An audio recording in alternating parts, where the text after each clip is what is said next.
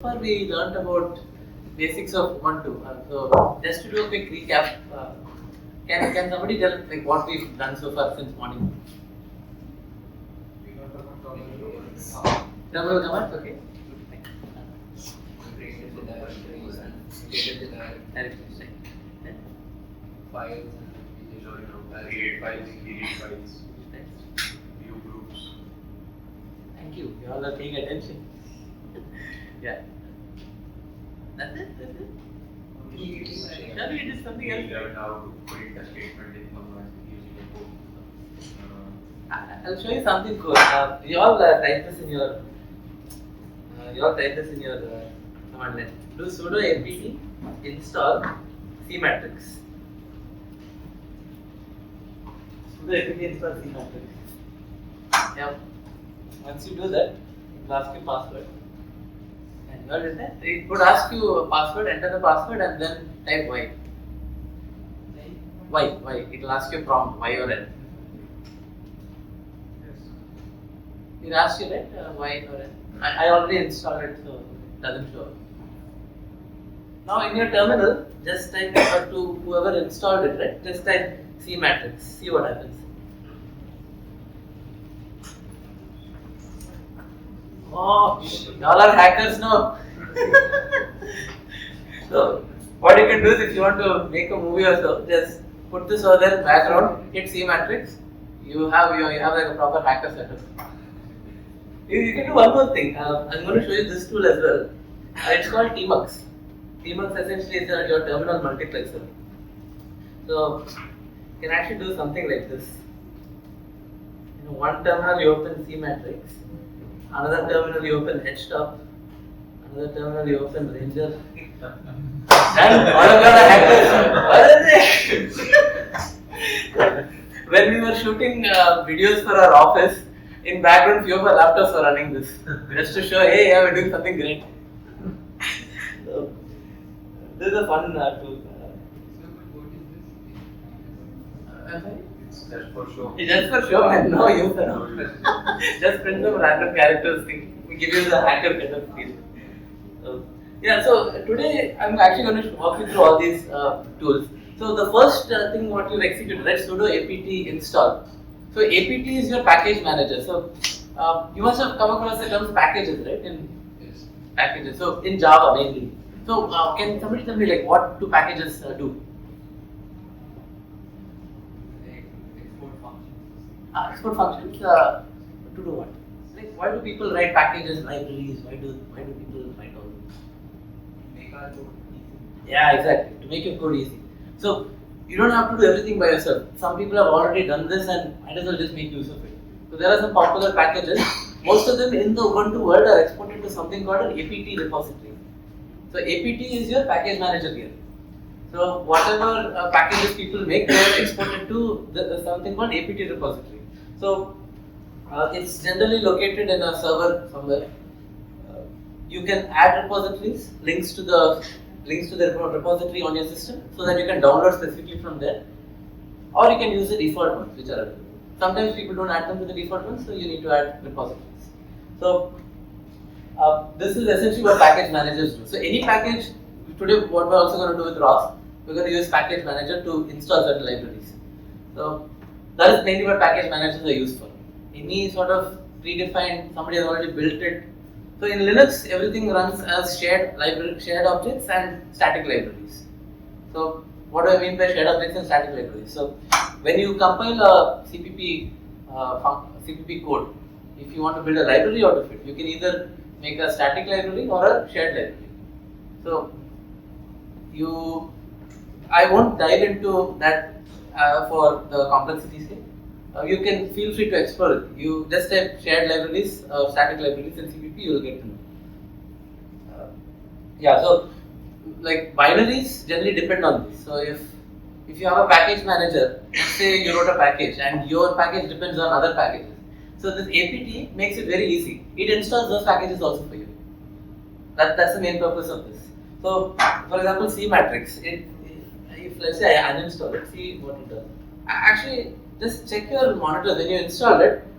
Did it say any dependencies, any packages dependencies? Or let's install a package which has some dependencies. Building dependency tree. Yeah, but it would have said, right, package depends on certain things. Or let's install one package right now. Type sudo apt install libpng. Try that. Libpng is is a library which processes PNG images. It's a utility when you use an image processing.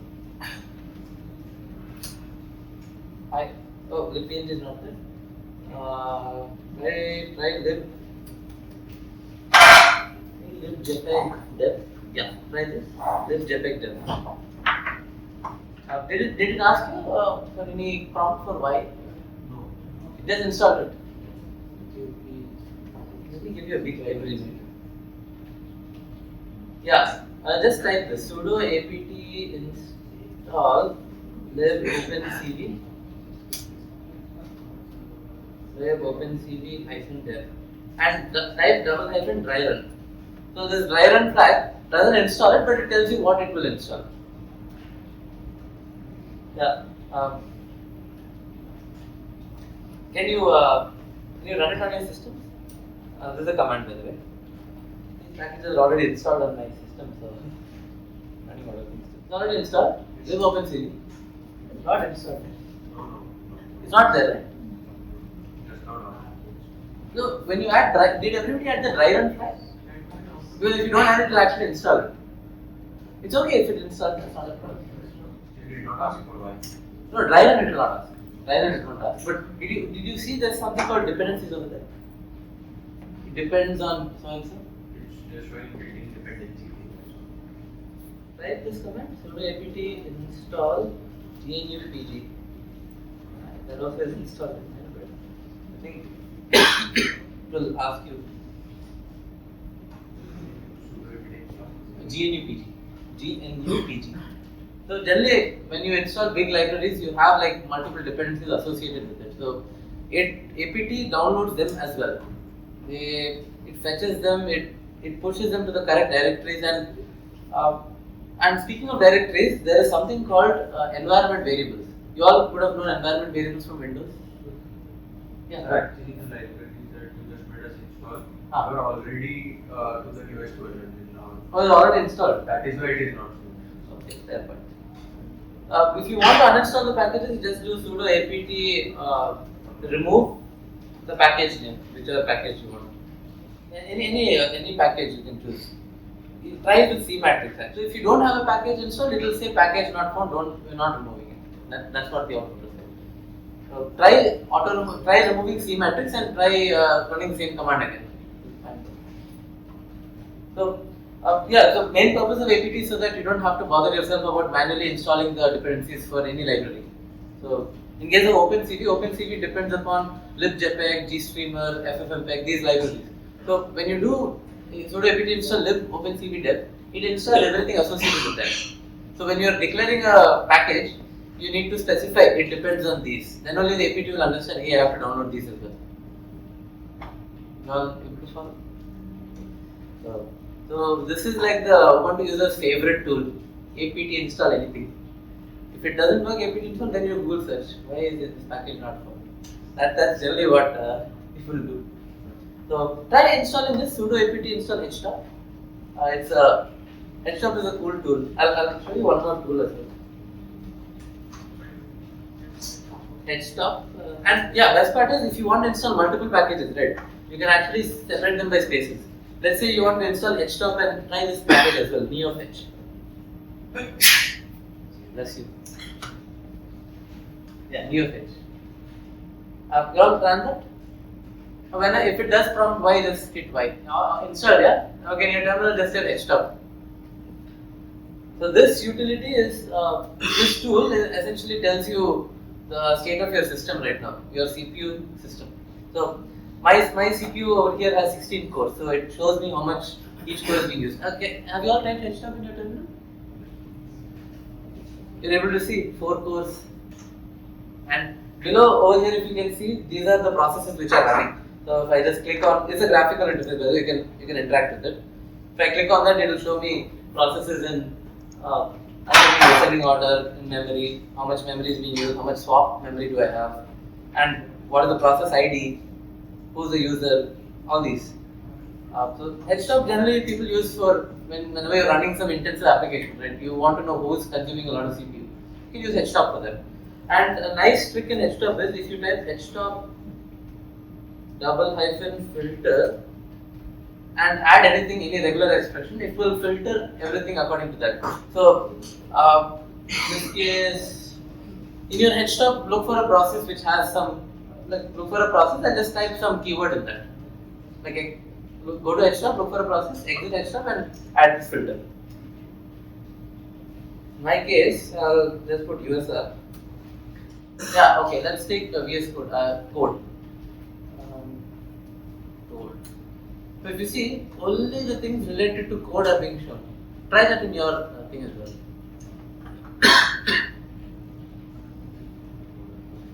Yeah, you all got it? And to exit HTOP, I'm not sure if you all exited. To exit, you have to press Q. Oh, it's there. Yeah, that's about HTOP. HTOP is a utility mainly for that. Now type NeoFetch on your systems. NeoFetch, NeoFetch.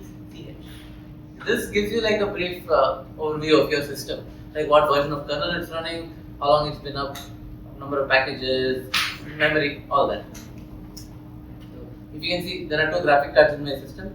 Both of them are shown over here. If at all you have an unknown system and you want to know what it is, you can just install this and find out. So that's about APT. Now coming to a few other tools. How about you all install this tool, Ranger? Go to apt install Ranger. So we talked about using ls and going through different directories, right? The thing is, in Linux you have too many directories. You can't go through them all at once. Ranger is a tool, it's a very useful tool. I personally use it myself. I use it mainly to navigate between directories. So, have you all installed Ranger? Okay, now everybody type Ranger in the your terminal. You all would get something like this. You all got it? Okay, so this tool essentially helps you all to navigate between directories. Like I can just go over here. I don't even need to type ls anymore. And if you want to see hidden files, you don't have to type lsla.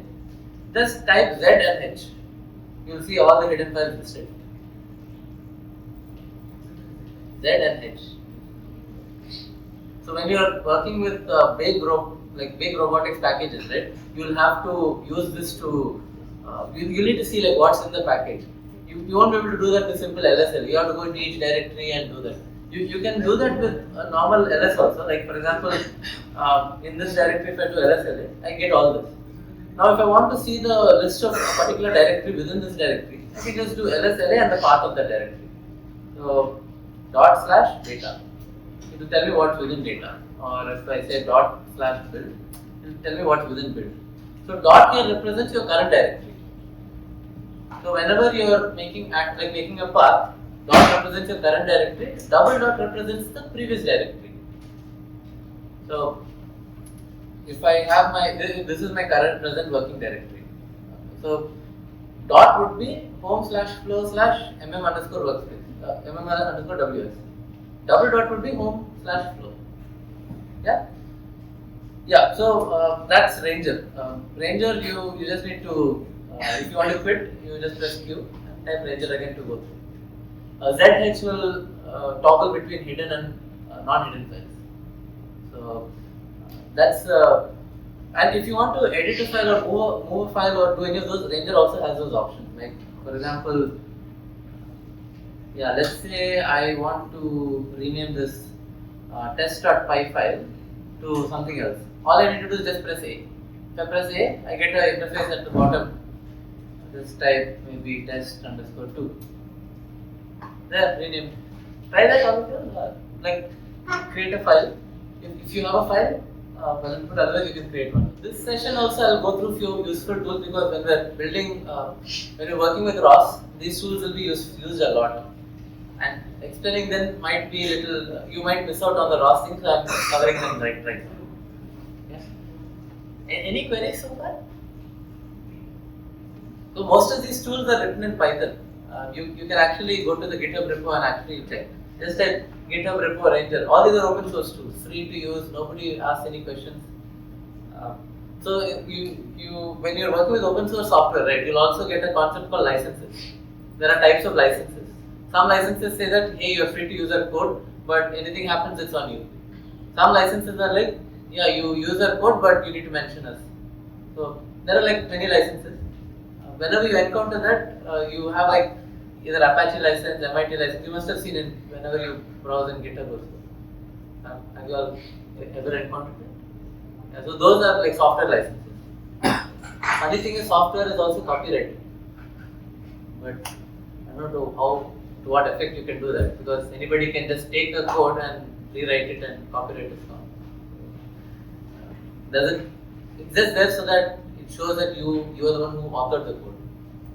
Those are some terminology when you would encounter when you do open source contribution. Anyway, that's about Ranger. And if you also want to copy a file, all you need to do is press Y. You get options over here. Y and then Y. You successfully copied it and you can paste it anywhere. If you want to go and paste it, let's say in data, I just do PP.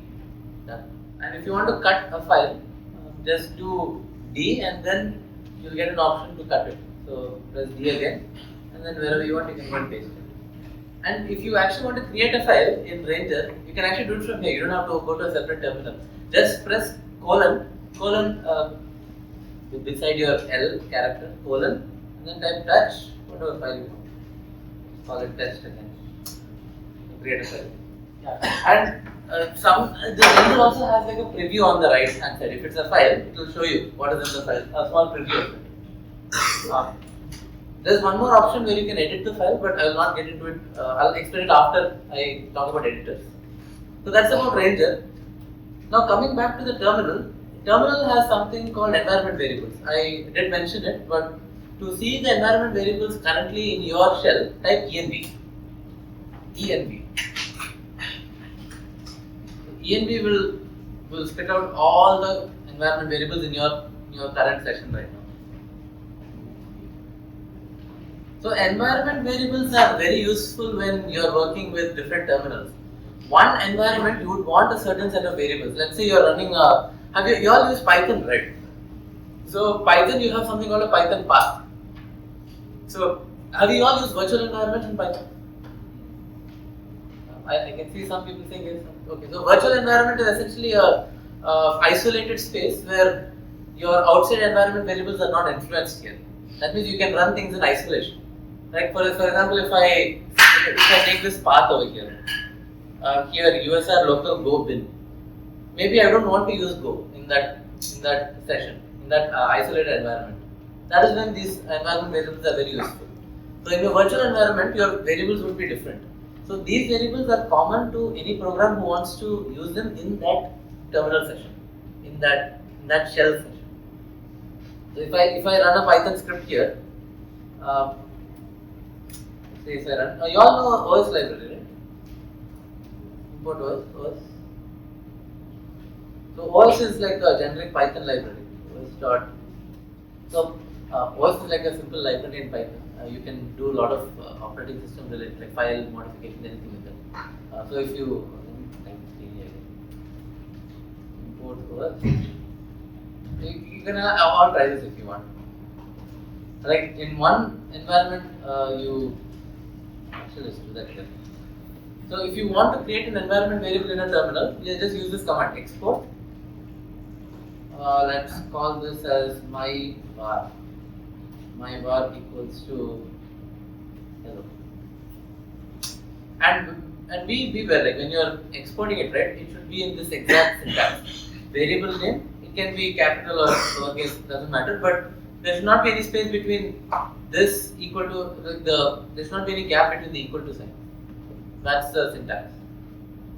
So now if I type env and actually try setting an environment variable and try grabbing it from env. See if you can do that. So in this case, mine would be env grab my var. So it will show up like that. Even if you type hello, it would actually show up. But generally, when you're looking through environment variables, you would look for that variable. And if you let's say don't want to use this environment variable, all you have to do is type unset my underscore bar or unset the name of your variable.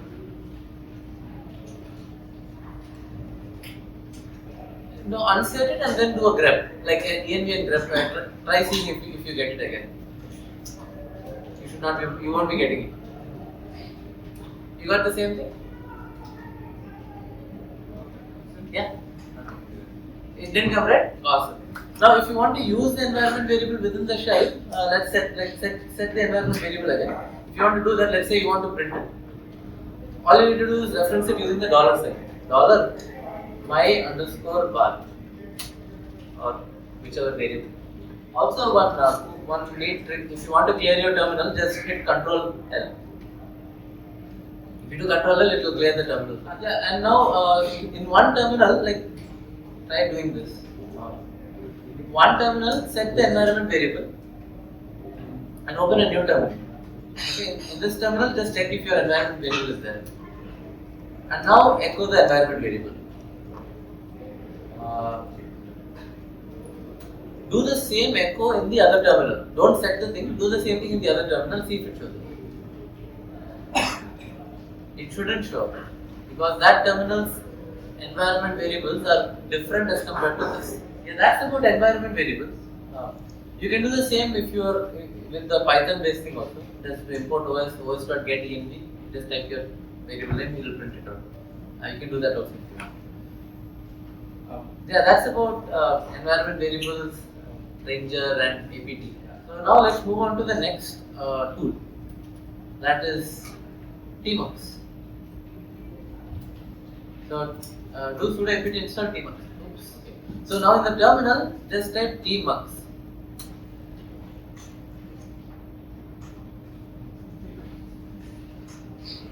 Got it? Tmux. Now, so thing is, the key binding in everybody's case here, since you all freshly installed it, would be Control B. So whenever I say prefix or key binding, just keep that in mind. So if I say prefix plus A, just do Control B plus A. Got it? Like don't do it now, but that's an example. So tmux, essentially this tool enables you to split your terminal. One terminal you can, as the name suggests, multiplex it. So if I want to, let's say, create a cascade of terminals in this. Let's say I want to create two terminals split horizontally over here. I'll just do prefix plus percentage. Try that out. Prefix plus percentage. Your prefix key is Control B. So how you type it is just press Control B and then press percentage. Don't have to press all three together. A terminal split for you. Want to navigate between the windows, right? So this is called a pane. Each segment of this is called a pane. So if you want to navigate between panes, just do prefix and left arrow, right arrow, up or down. So up or down navigates you up and down. If you have it split vertically, if you have it split horizontally, use arrow keys, left and right. So try doing prefix plus left. You will go back to the. By prefix, just press Ctrl B and then press the whatever key. Now, if you want to split it vertically, right? Just do prefix and double quotation. Prefix and double quotation. Now, try navigating top to bottom. See if you're able to do that. This will be useful when you're running any robotics thing in ROS, right? Generally, one window people will use it to see logs. Another window people will echo some data. Echo, I'll tell you exactly what that is later, but this is very useful in that case. And if you want to create a new window, just do prefix plus C. Prefix plus C. Not uppercase C, lowercase c. So don't mistakenly press shift. It's a different thing. Now if you want to go back to, by the way, everybody got it? Yeah? So now, if you can see at the bottom bar, you have numbers. So since what we did over here by pressing prefix plus C is we created a new window. So the old window is this. It has two terminals stacked vertically and one horizontally split. So this window and that window both are different. Both environments are different. Both have no relation to each other. Now if you want to switch between them, let's say now I am in window number 0. Now if you want to go to window number 1, you just do prefix plus 1. Everybody got that? Now try creating another 3-4 tabs, 3-4 windows. So to create new window, just do prefix plus C. That will create a new window. C represents create. Right? Everybody got that? Like, have you created like 3-4 windows? Now, thing is, if at all you want to detach from a shell, if you want to close the shell, so whenever you have this terminal open, you are actually logged into the shell. This is called an interactive shell because you are interacting with it. So if you want to log out of this shell, like close this session, just do Control and D. Control and D will close that session. So if you see over here in this window, you have like 3 panes. Each pane is a shell. Each pane is an interactive shell. So if you want to individually exit from each of these, you have to press Control D for each of them. Now, if you want to close all of them together, Tmux has a way of doing that. Just press prefix and colon. It would be highlighted yellow. You all got that? Okay. Now type kill hyphen and hit tab. Yeah. So prefix plus colon. First you do that. You highlighted yellow, right? So yellow means you are in the command mode of Tmux. So in that just type kill hyphen and hit tab. So in Linux, whenever you hit tab, right, it does something called autocomplete. You all have used VS Code or code blocks, any ID. So in that you have autocomplete. Right? Without that, no developer lives right now. You have to have autocomplete. So here also same. It's very useful because you don't have to remember everything. So did everybody get this to this step? Yeah, prefix plus colon first. Okay. Did you do that? It will highlight yellow at the bottom. Prefix plus colon. All of you are until here, right? Yeah. So if you use your arrow keys, you can scroll down to these options. If you want to kill this entire window, just go there and hit enter. And then hit enter again. You all got that? I had only one window in my session, so my Tmux thing exited. But if you have more windows, it will still be there. How can we leave Tmux? Yeah. So to leave Tmux, press the prefix plus D. So Tmux has a concept called attaching to a session and detaching from a session. So when you are in a Tmux session, you are attached to it. That means you are using it in the foreground. Now you can leave Tmux as it is by detaching it. So if you do prefix plus D, you will detach from it. Can you all try that? Prefix plus D. You all exited from the Tmux? Awesome. Now type this command Tmux ls. So this essentially does what ls does. So Tmux incorporated this into it. Because everybody is using ls, they are like, okay, let's also add this. So Tmux ls will list all the sessions which are running. So session is a collection of panes and windows. Within Windows you have the panes. So you can have as many sessions as you want. This is very useful when you are, let's say you are running one set of packages in one session. Let's say in one session you are running, you are streaming images in one session. Another session you are controlling the wheels. You can do that using Tmux. And individually each will have its own clean environment. You can, by clean environment I mean one set of variables not influencing the other session. One session variables not influencing the other session variables. So that is the main use of this. And if you also want, you can do something like this. Yeah. If you want to kill the entire session, again you can do the same thing. Colon, prefix colon, and then you type anything and hit tab, you'll get these options. So if you kill the session, it will be killed. And if you type Tmux ls, nothing will be there. Now, question is, how do you attach back to a session? I don't think you all are in a session right now. To attach back, just type Tmux A and then hyphen T the session ID. So if you do Tmux ls, you'll get the. I'll just create that. So if I do Tmux ls, you see the session name is 0 over here. You also might have that. Try typing Tmux ls. You all got 0, right? Now type Tmux A hyphen T 0. Hyphen T represents target. Tmux, so essentially this command means tmux attached to target 0. You all are back in the debug session? Not like killing the session from here. For all of you wondering the command, this is the command. You all were able to do that? Any queries? Tmux's main job, yeah, you seem very puzzled. Yeah? Okay, so did you attach back to the session?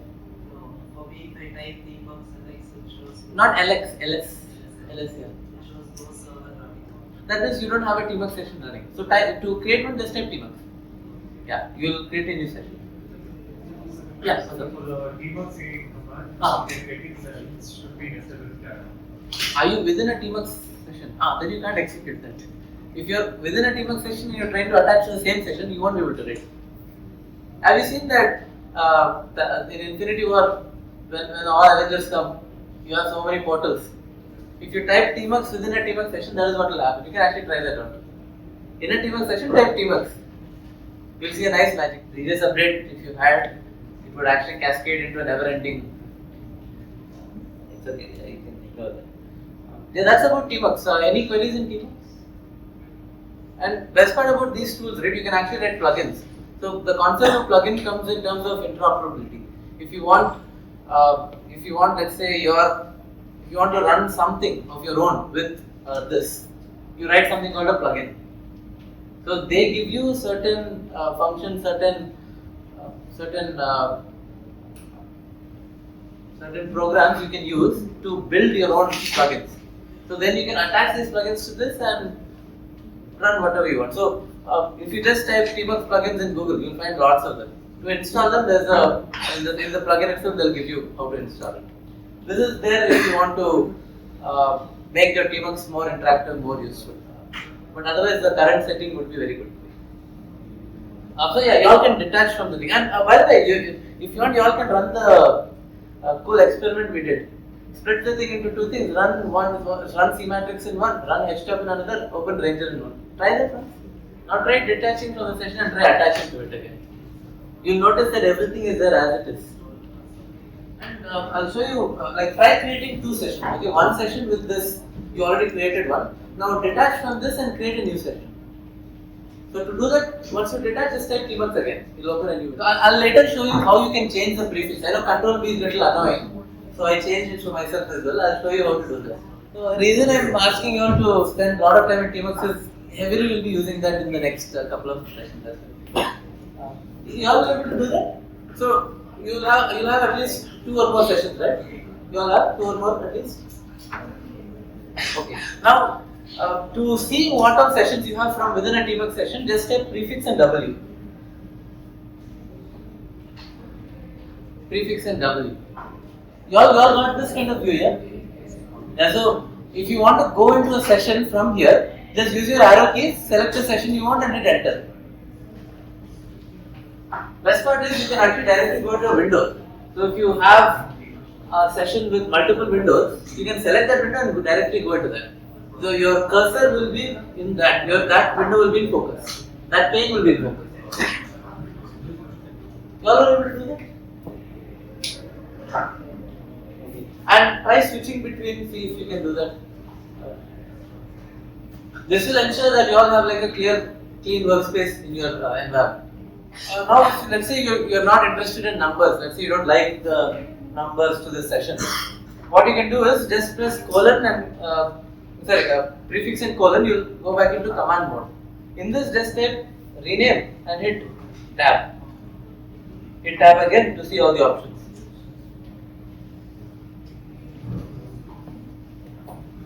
Now everybody can see. So go back into command mode. So how do you all go into command mode? Can anybody tell me? Prefix and colon, perfect. So once you go into command mode, just hit rename. Once you get rename, you will see all the options. So you can rename a window, you can rename a session, you can, panes you can't rename, but this you can. You all are able to do this. Try renaming, hit rename session and put a new name. You'll notice that the 0 at the bottom changes to whatever name you put. When I put test, So we'll move. So since everybody is comfortable with Tmux, now we'll move on to something called editors. So this is how you actually do file operations. So in Linux, generally you come up with two editors most commonly used, Nano and Vim. So by default on every system you will already have Nano. Vim might not be there, but we'll cover both. I personally don't use Nano, I use Vim. There's a big debate, Vim, Nano, Emacs. There's one more thing called Emacs, but we'll not venture into that. So let's create a file. So create a file called test, and now type nano test. You should be seeing this kind of view. Yeah, everybody got this? So this view is your text editor. So generally in terminals, in non-GUI applications, you won't have access to a window. So you won't have a GUI. Because in Ubuntu you have something called gedit. The same thing, now just exit from this, type Ctrl X and type Ctrl X. You all would have exited, right? Yeah. Now just type gedit and then test. Now got it? Gedit and test. It would have opened one GUI window, right? So generally in non-graphical Linux environments you won't have this editor. Here, so I can just type anything, click on save and done. Few buttons. But in terminal, you won't have that. So, if you are working in a desktop PC, most of you all will in a desktop PC. But if you are working in a terminal, let's say a Raspberry Pi. Raspberry Pi, if you are running a server, you won't have GUI access unless you connect a monitor. And most of the time, the Raspberry Pi will be sitting in some hotel somewhere. Let's say you're creating a smart temperature monitor. There's a temperature sensor connected to a RPi somewhere in some hotel somewhere. Now let's say you want to interact with that. Are you going to take your monitor, go all the way to the hotel and connect your PC? You're not going to do that, right? So the best way what you can do is use the terminal for all this. Terminal has all these tools. So let's close this and go back to Nano. So in Nano, type anything you want. Type anything you want. You are right now in an interactive mode where you can type, edit the file, append to it, do whatever you want. Done, yeah? You all added something. Now just type Ctrl X. So you get an option, save modified buffer. Yeah, this is just a prompt to whether asking whether to save it or not. So just type Y and then hit enter. So it's asking what file to write to. Since we already asked it to edit the test file, by default test would be there. But you can also write this to something else. So the way Nano works internally is, whenever you open a file, its contents are actually copied to another file. It's called a swap file. So over here, I opened the test file, right? Now let me go to another Tmux window and see what is under the hood. If I grab test, you'll notice there's something over here. Test.swp. .test.swp. It's a hidden file. Do you see that? Try this in a Tmux window. Nano in one window, switch to a new window and then do this thing, ls. Grep for test. You all did that? Because the swap file essentially is a temporary file which Nano creates so that whatever edits you make can be quickly rewritten back to the original file. That's the whole purpose of the swap file. The same thing goes for Vim. Whenever you open the file using Vim, it creates a swap file and it takes the data from that. That's your temporary buffer. So that buffer can be rewritten to any other file. So if you go back to this window, hit save, and once you exit, go back and check if the swap file is still there. There's a difference. You see, swap file was previously there when it was still open, when Nano was still opening it, and now it's not there. So when you open a file in any editor, generally in terminal editors, it would create a new file. It would create a new file with a .swp extension. It will be .swp, it will be sometimes .swo. Those are called swap files. Essentially, those are temporary buffers. So if you are making any edits, first those edits will be there in the buffer. When you hit save, it will be taken from the buffer and put into the original file. That is essentially what swap file does. Once you close the program, like for example Nano. So if right now Nano is open, and it's editing the test file. Now let's go to another window, and if you see, there's a swap file open over here. See that? Swap file? Try that one, see if you get it. So this swap file, if let's say close the editor, swap file will also go away. Sometimes, let's say your PC shut down while you're editing the thing. Let's say your RPi, it suddenly its battery got discharged, and you are editing a file. So next time when you boot it up, the swap file will be still there. So you'll have to manually delete it in that case. Because it's a hard shutdown, you literally cut off the power. So the file has already been written to ROM by then. So in that case, you have to manually delete. Now, question is, what if the swap file is already there? What if the swap file is already there when I try editing it? Like in this case, see, test3.py.lwp. There's some swap file. I don't even know what the swap file is. But let me try opening test3.py. It says over here, there's a swap file which already exists. I'm using Vim. The thing is same in Nano.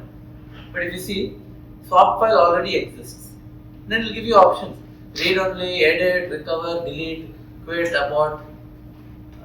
I'll just abort for now. I don't even know what's in that file, but yeah, that's the concept of swap files. So Nano is like an editor where you can. It's more simpler to use. So since you're just starting, I would recommend you all start with Nano and then shift to Vim later. So Vim is again, Vim has its own advantages. Like for example, if I'm editing a file, let's take a file. Yeah, this is where I was going to show you where Ranger is useful. So interestingly, if I let's say want to edit a file, let's say I want to edit this ROS_API.h. All I have to do is press the left arrow. I'll be taken to my default editor from Ranger itself. And if I leave, let's say if I quit the editor, I'll be taken back here. So from here I can quickly edit, do whatever I want. Now Vim, this is the best advantage of Vim. If I want to quickly go down, I'll just go down by pressing Shift G all the way down. Now if I want to search something, I can just search over here. Nano also has that, but I personally prefer using Vim. I would also recommend you all transition to Vim, it's very useful. If I want to go to some line number, let's say I want to go to line number 20, I just do :20, go there. So, Vim, if you have time, we'll cover at the end, but this is essentially the tools you'll be using the most. Tmux, Ranger, Nano. Later on, once you're comfortable with Nano, shift to Vim. Later if anybody is interested, I can explain on how you can do that. So yeah, that's about it. Any queries so far? And Tmux, Ranger, APT, environment variables, all these. Yeah. Yeah. Nano's a terminal editor. So when you don't have access to your UI, so the UI on your systems, by the way, is called X window. It's called X11. So when you don't have access to these UI elements, you'll have to edit them somehow. You're not going to carry your display connected to your RPi and do it right. So generally you'll have access to it via terminal. So you'll be connecting to it via something called SSH. Have you all heard of the term SSH? Secure shell.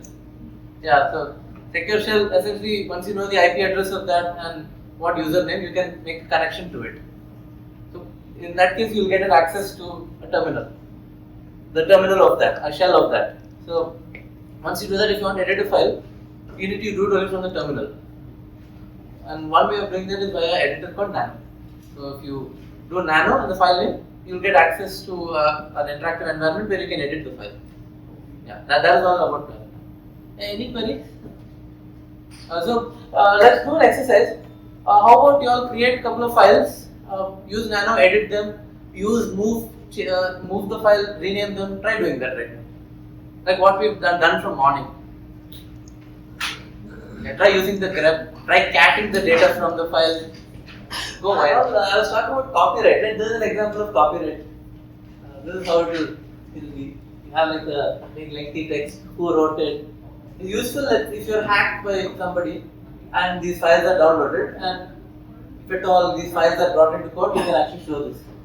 That hey, this is the owner of the file, I wrote it. Yes. Also, once you're done with Nano, try doing the same thing from Ranger. Try doing the same operations, move, grab, do all those.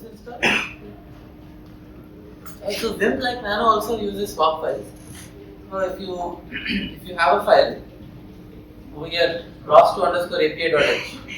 So let's edit it just like Nano. Syntax is same. Vim ROS2 in this case whichever file you want. Can you all open that? Any file.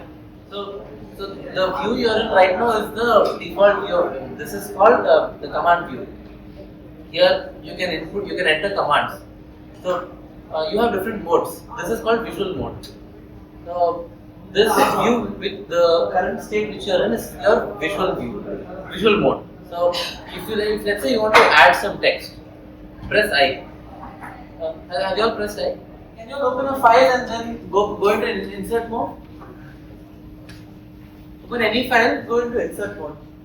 You all are in insert mode? Yeah, now type anything you want. Type anything you want. Also type something. Hash input iOS.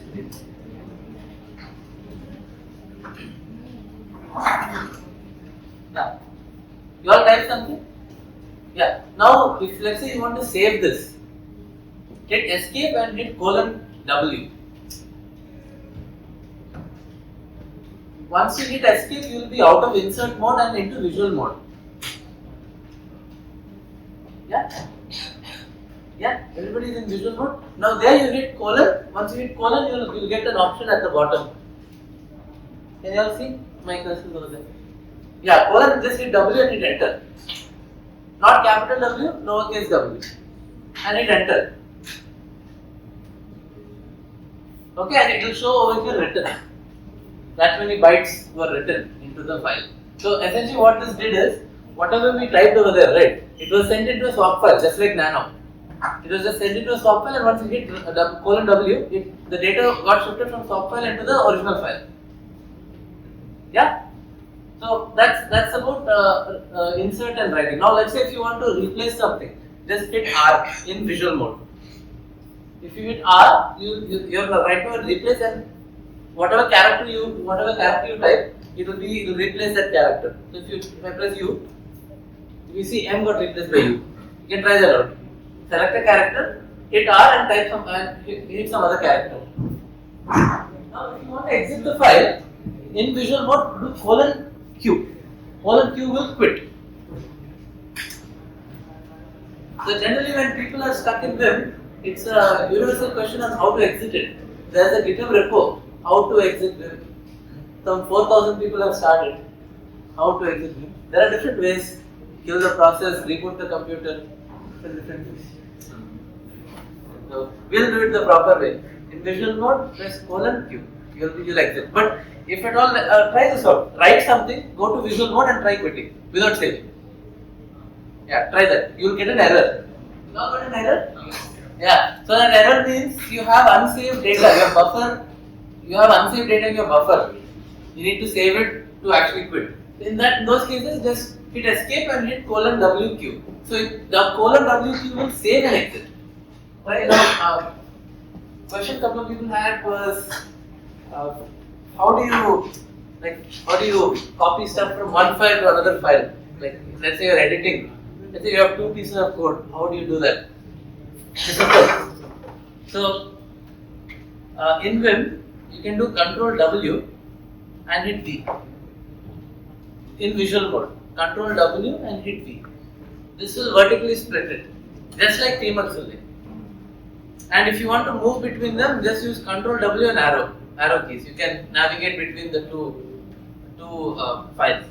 So when you do Ctrl+W, it actually opens the same file again. Now if you want to open another file, just do :open and put the absolute path of the file. Are you all guys here in the same step? So have you all opened another file side by side? Yeah? Okay, so thing is, if you want to copy text in Vim, so interesting thing about this setup is, both these files share the same buffer. When you open it like this, both of them share the same buffer. So whatever I write over here, I can actually copy text and just paste it over here. I'll show you how to do that. So to select text in Vim, you need to go into this visual mode. This mode, when you press V, you can select text over here. I'm sorry if I said visual in the beginning, that is actually view. This is visual mode. There is also something called visual line, where you can select a full line. Anyway, we'll do one at a time. So, in your view mode, you press V. Once you press V, select the text what you want. You all did that? Everybody here? Yeah. What? No, that means you open the same file. Open a new file. So, I don't think I've shown that. In the once your cursor is here, right? That means you are in this window. Type :open and put the path of the file you want to edit. So it's a different file. So there are some plugins where you can use couple of shortcuts and open Ranger and go to that. I'll show you that later. But for now, just do :open and write the absolute path of the file. You can even actually write relative. If the file is in the same directory, just put the file name with the extension.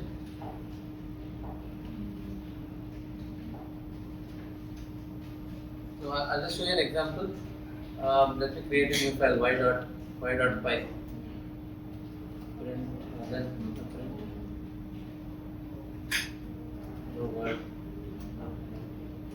So I'm in this one right now. So you can see over here, it's showing I'm currently in x.sh. Now if I do open y.py, it opened y.py over here. Can you all do that? Please ignore that, that's the plugin only. Yeah, have you all reached to this step? Yeah, open it in that Vim editor, open that file. You opened it, right? Okay. Yeah, so here, let's say if you want to copy this text into the buffer, so Vim maintains its own buffer, right? Select it, use V, select the text, and hit Y. What I just did over here is I selected the text and I yanked it. By pressing Y, I yanked it. Yanking is an operation in Vim where you select some text and it is saved to a temporary buffer. Not the swap file, it's a temporary buffer. You all did that? Yeah, so now if I do, in the same view mode, if I do P, it will paste whatever I yanked. Yeah, so Control W you can use to navigate between these two. P, press P. So whatever you yanked over there, you can paste it over here. How do we add? So select the text using V. Like press V and select the text. You get like a highlighted cursor. Yeah. So once you yank the text, you can paste it anywhere you want. Here, there. Yanking is common. You don't have to do it with two tabs. Yanking is common. So, and if you want to cut text, there's nothing called delete in Vim. It's just cut. So if you want to cut, just do DD. DD will cut the line. You can try that also.